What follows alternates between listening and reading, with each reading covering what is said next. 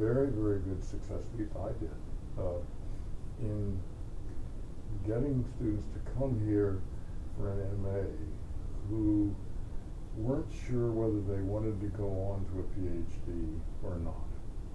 And part of it was because they didn't know whether the amount of time involved was worth it, because they didn't know whether they wanted to go academic, into an academic path, or whether they just wanted to go work for the government. But some of my very best students, in terms of as PhD students, people who started out with MAs and decided this was actually what they liked doing, and then transferred into the PhD program. I think you had the same, some of the same. Absolutely, and I think it was lively. We had a lot of fun. I mean, it was a serious time too, but we did have a lot of fun with what we did.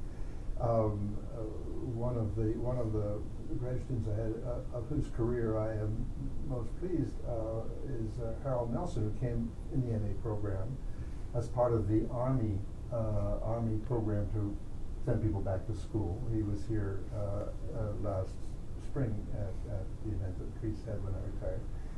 And Harold came for 2 years to write his MA. I tried to encourage him he was very bright, as lots of these folks are.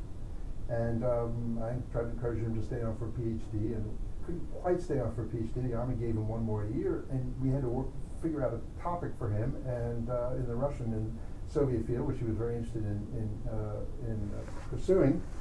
So we thought that maybe Trotsky as a military theorist would work for Harold, and then we started on his dissertation. Then he went through the Army, and he wrote part of it in Vietnam, alas. He wrote part of it in Korea. To make a long story short, he rose through the ranks with his history commitment, taught at West Point, invited me to West Point on a number of occasions to give seminars, and a few occasions to give seminars and talks, and retired from the Army as a Major General in charge of the Army's Military History Division.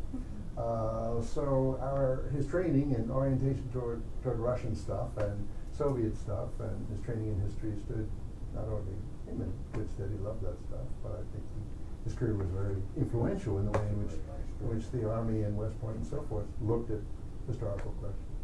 So that's a good example of a non-academic career that I think was nurtured in Michigan.